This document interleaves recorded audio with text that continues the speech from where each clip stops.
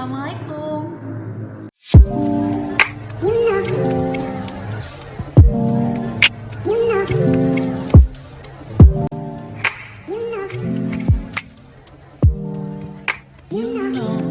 So, ini adalah video pertama aku di YouTube yang aku upload setelah sekian lama.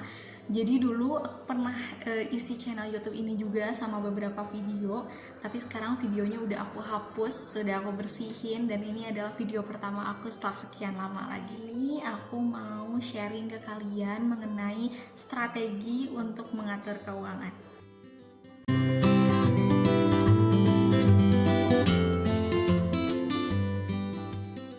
Oke, sebelum kita bahas lebih lanjut mengenai strategi apa aja sih yang harus kita lakukan, nah kita harus tahu dulu sebetulnya apa sih manfaat dan fungsi dari kita ngatur keuangan kita. Oke, beberapa manfaat mengatur keuangan pribadi yaitu diantaranya melatih menjalankan pola hidup hemat, berlatih lebih tertib dan teratur, mengurangi stres, memiliki perencanaan masa depan yang baik, memiliki perlindungan dari kejadian tidak terduga, dan yang terakhir yaitu menghindari diri kita dari utang. Nah, aku rasain sendiri manfaat dari kita bisa ngatur keuangan adalah yang pertama, kita bisa mencapai target kita jangka panjang maupun jangka pendek. Dan yang kedua adalah melatih diri kita sendiri untuk lebih disiplin terhadap keuangan, juga lebih membiasakan diri kita untuk tertata atau untuk rapi. Jadi gimana sih caranya atau strategi apa aja sih yang harus kita lakukan agar kita bisa mengatur keuangan kita?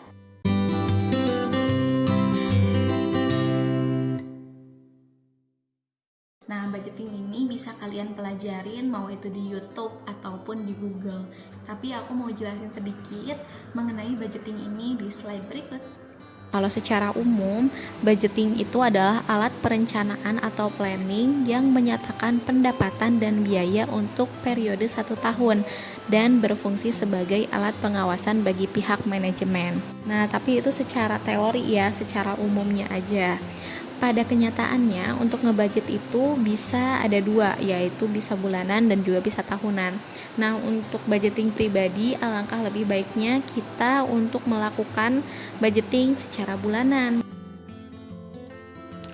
Nah, dalam ngebudget keuangan kita bisa pakai beberapa pola nih. Nah, untuk pola yang pertama yaitu pola 50, 30, dan 20, di mana 50% dialokasikan untuk biaya hidup, 30% untuk hiburan, dan 20% untuk investasi atau tabungan kita.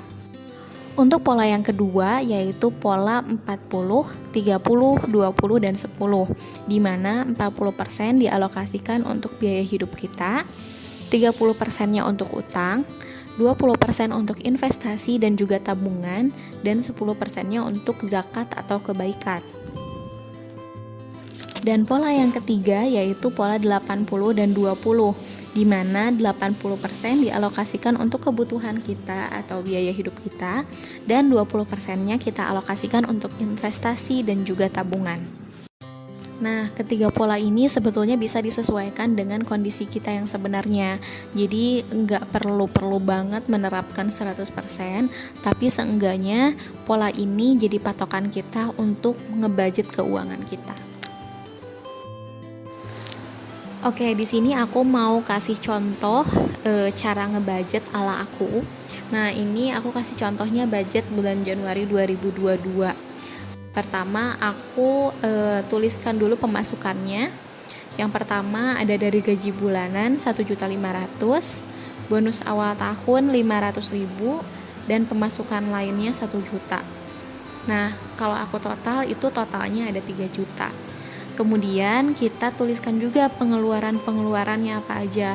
Pertama, hutang. Kalau misalkan kita punya hutang, kita harus selalu bayar utang di awal. Jangan bayar hutang setelah kita ngabisin kebutuhan kita. Jadi hutang itu harus yang paling utama kita prioritaskan.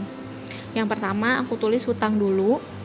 Hutang A misalnya 500.000 dan hutang B 400.000.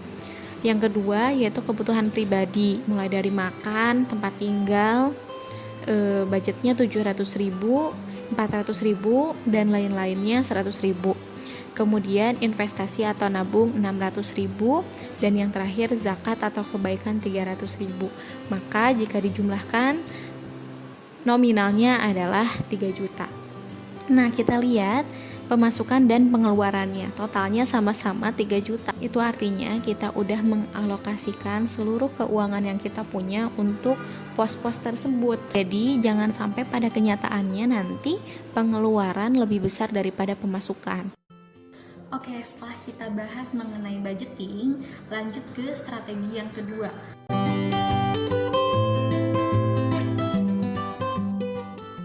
Nah, kita semua tahu bahwa menabung atau berinvestasi itu penting banget untuk masa depan kita. Nabung atau investasi itu banyak banget macamnya, terutama untuk investasi. Nah, investasi yang sekarang lagi booming ini kayak misalnya investasi emas, investasi reksadana, ada juga investasi saham, investasi obligasi. Lanjut ke strategi yang ketiga adalah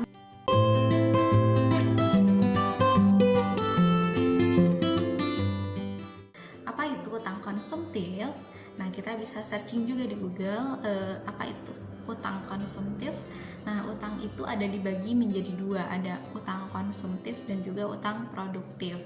Nah, untuk utang konsumtif ini adalah utang-utang yang kita lakukan bukan karena kita membutuhkan atau bukan karena sesuatu yang kita butuhkan, tapi lebih ke sesuatu yang kita inginkan. Nah, untuk mengatur keuangan ini kita perlu tahu sebetulnya kita butuh apa dan kita menginginkan apa. Jadi kita harus bisa membedakan antara keinginan dan juga kebutuhan. Contoh-contoh dari hutang konsumtif ini misalnya kita berhutang karena ingin mendapatkan sesuatu barang yang kita inginkan. Kita pengen beli baju, padahal baju kita masih banyak. Atau misalkan kita berhutang karena sesuatu hal yang belum kita butuhkan sebetulnya. Kayak misalkan kita berhutang karena kita mau ambil motor, padahal kita udah punya motor. Atau kita berhutang ambil mobil, padahal kita masih bisa pakai motor. Jadi pemborosan akibatnya. Adapun untuk hutang yang mungkin bisa dipertimbangkan adalah untuk hutang-hutang produktif.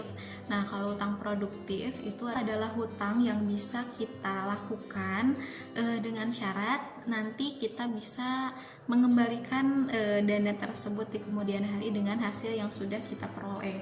Seperti misalnya kita pinjam ke bank sejumlah uang untuk kita lakukan usaha atau sebagai modal usaha. Tapi kalau saran dari aku sendiri, ketika kita mau mulai usaha, usahakan untuk tidak memulai dengan hutang. Intinya kalau kalian mau melakukan sesuatu termasuk usaha sekalipun, aku sarankan untuk tidak ngambil hutang apapun. Oke, dan strategi yang terakhir adalah lunasi hutang kamu dan stop untuk berhutang.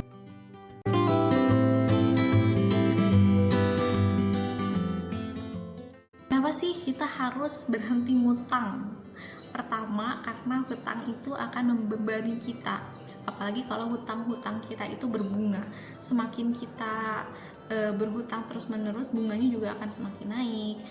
Kita juga harus bayar bunga di luar kita bayar hutangnya, dan itu akan membuat kita jauh lebih stres dan jauh lebih tertekan. Beda dengan kita nggak punya hutang, kita akan lebih damai dan juga lebih tenang. Kilas mungkin ada beberapa kayak hutang-hutang yang menurut kita simple, kayak misalkan kita punya utang ke teman 100.000 atau kita punya utang ke siapa yang memang nominalnya kecil yang sebetulnya kita bisa bayar, tapi sekecil apapun hutang kamu itu berpengaruh terhadap keuangan. Teman-teman yang mungkin udah terlanjur punya utang atau terlanjur ngambil cicilan, ngambil pinjaman, it's okay karena memang sudah terlanjur. Nah, saran dari aku adalah lunasi hutang kamu sekarang, lunasi hutang kalian sekarang juga.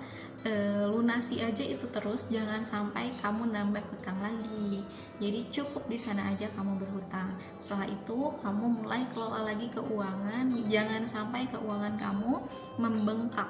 Jangan sampai nanti pada akhirnya saldo kamu minus, kamu terpaksa harus melakukan pinjaman. Jadi itu dia beberapa strategi yang bisa aku share ke kalian. Semoga bermanfaat. Thank you for watching. Assalamualaikum.